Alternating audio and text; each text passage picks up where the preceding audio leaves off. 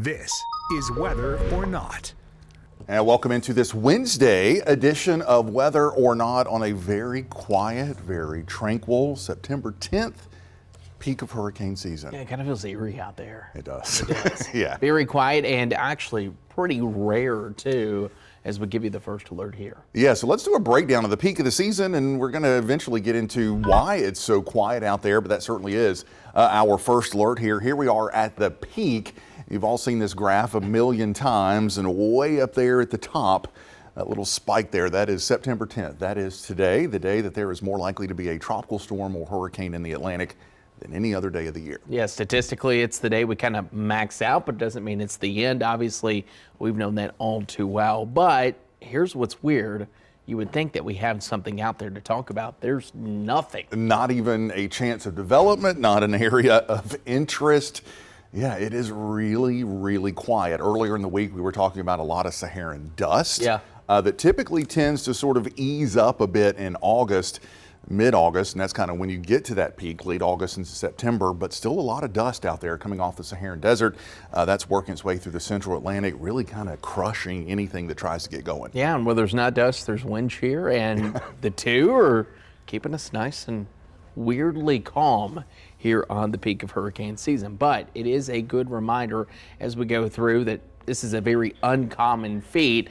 Check out these stats here, and I love this graphic. First time since 2016 without a named storm on the peak of hurricane season. And even more impressive than that, this is the first time since 2009 without at least an area of interest on September 10th. The peak of the season in only two prior years, 1968 and 1992, had zero named storms in the 2 weeks leading up to September 10th.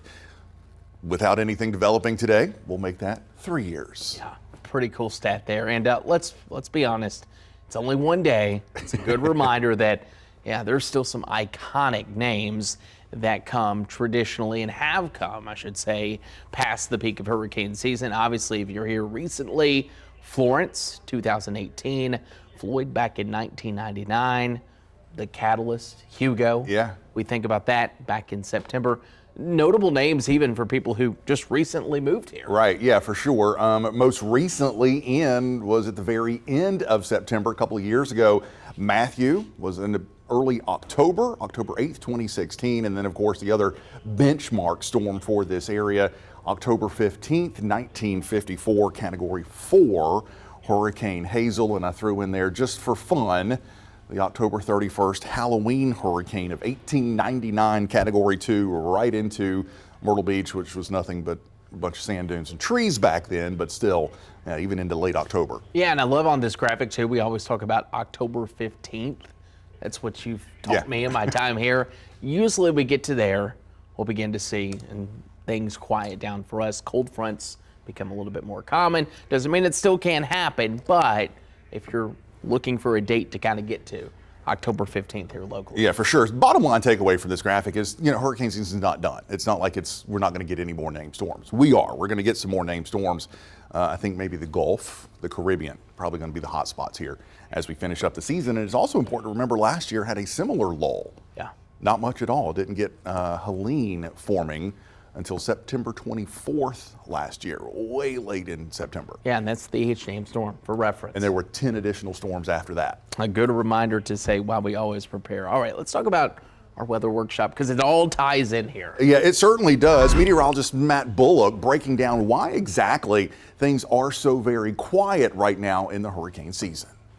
Tomorrow is the peak of the Atlantic hurricane season. So far, it's been a lackluster season. Talking about how many storms we've seen so far, we've seen 6 named storms and one of them being a hurricane, which ended up reaching a Category 5 hurricane status, and that was Aaron. But on average, we typically see about 14 named storms, 7 of them being hurricanes, and of those 7 hurricanes, 3 of them reaching major hurricane status. And so you may have wondered, why is this hurricane season been so quiet? But it's important to know the key ingredients for tropical development. Those 3 key ingredients are extremely warm waters. We're talking about ocean temperatures warmer than 80 degrees, high moisture content, and low wind shear. High wind shear is great for severe weather development, but terrible for tropical development. So talking about those current conditions, water temperatures remain above 80 degrees, right around mid to upper 80s. So we have the warm waters. What's the issue? And as we look at the Saharan dust, there's a lot of Saharan dust right off the coast of Africa and also for the central Atlantic. And now Saharan dust brings in drier air, and that drier air just pretty much limits tropical development. So when we talk about Saharan dust, this is terrible for tropical development. Great for us because we don't want any tropics going on. So this will limit tropical development through the next 7 to 10 days. And then another thing is high wind shear. As I mentioned, great for severe weather, but terrible for tropical development. There's high wind shear off the coast of Africa, across central Atlantic, and also in the Gulf and along the Gulf Stream. So that limits that tropical development. So we had the warm ocean temperatures, but we're seeing that high wind shear and also that high amounts of Saharan dust. And looking ahead, models like the idea of lower wind shear and a lot of Saharan dust kind of starting to break apart by the end of the month of September. So we're going to be quiet for the next 1 to 2 weeks, but things will start to pick back up. It's also a quick reminder, we still have 82 days left until the Atlantic hurricane season ends. And stay up to date with the latest updates with the tropics. Make sure you download the WMBF First Alert Weather app. Oh, man. Yeah, if you really want to geek out, Matt did a great job there kind of breaking it down, but if you really want to geek out on what's going on with this hurricane season, Dr. Phil Klotzbach put out an article yesterday on, okay, what's happening? You know, he was one of the ones, again, him and his team with a very hyperactive hurricane season forecast. It still could happen, but put out a pretty good, sort of rather scientific article on, you know, what is happening out there in the Atlantic to make things so quiet. This is about the third year that we've had this sort of really dead period in the peak of the hurricane season. So what's going on? What's going on there? So I've retweeted that, re-X'd it, whatever you call it these days. So yes, it's on X. I did see someone comment back to him and said that it is another year with a tropical speed bump. And I kind of like that. Yeah, tropical speed bump. Very quiet for now. Things will begin to change. All right, let's take you coast to coast because while we're talking about the tropics being quiet, how about our forecast? It's been quiet. Let's start first and foremost with what we haven't been dealing with. Yeah, no significant warmth like Death Valley, California. New town, though, Davis, West Virginia, known for their waterfalls over there in the mountains of West Virginia. 22 degrees. I wouldn't be going to look for a waterfall, but it's been a long time since we've had a East Coast state coming in with any temperature extreme. So Davis, West Virginia, 22 also the degrees city that yesterday. produces the most timber in West Virginia as well. A lot of good skiing up there too. I'm sure at 22 degrees. Right? Yeah, they're getting ready to ski already. Let's take you through coast to coast. We'll start you off here across the southeast as we head through the day tomorrow. I think it's going to be kind of a similar trend where, yes, we do have some low clouds around at times, especially through the first half of the day. Those will tend to thin out later in the day. Florida staying active. They're sort of on the active south side of that front that has brought us the nice weather. You can actually sort of outline that front with that streak of clouds and showers just offshore down into North Florida. Yeah, it's certainly been a completely opposite forecast for them in South Florida, where they've been dealing with temperatures in the 90s, heat index in the triple digits, and showers and storms. For us, 82 degrees, not bad. 79 in Asheville, 83 in Charlotte. Let's take you up to the northeast, and high pressure has been really pumping in some cooler air. It's also been keeping the Virginias quiet as well. Notice the cloud cover still working over Baltimore, Wilmington. You'll have a couple showers there just offshore as we go to the forecast for Thursday, but area of high pressure right over the Great Lakes, continuing to bring in what a lovely forecast for those up in the northeast. Yeah, fall really settling in there. Those temperatures low to mid 70s across New England.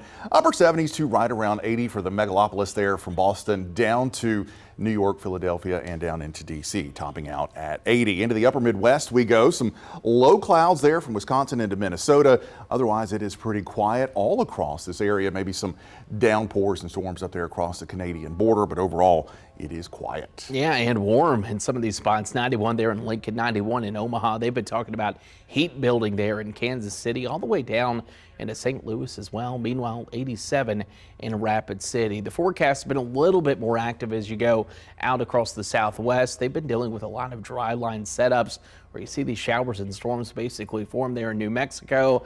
Those working into Colorado, but even then, it's scattered in nature. And yeah, still a lot of sunshine before any storms develop. Yeah, and temperatures just kind of seasonable here. A little bit hot there across Texas. Phoenix, seasonably hot, topping out at 102 as we head into Thursday. Finally, we'll take you out to the West Coast where things here are also relatively quiet.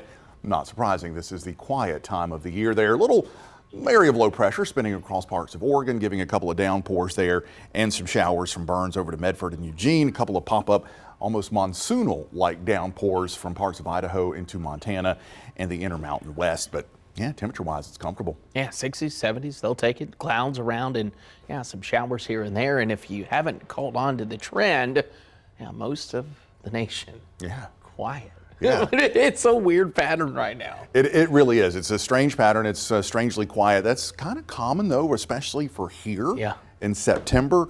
It's one of the reasons this is my least favorite month of the year. There's either nothing happening or there's a hurricane. Yeah. That's kind of how our Septembers go. And right now, thankfully, we are in the nothing period where things just don't really happen. Yeah, we'll probably get another dose of maybe some warmer temperatures toward the end of September, and then we start to get into some fronts, and that's where it gets a little bit more exciting for those that like either storms or even like some of the fall-like weather. So that's going to do it for us here.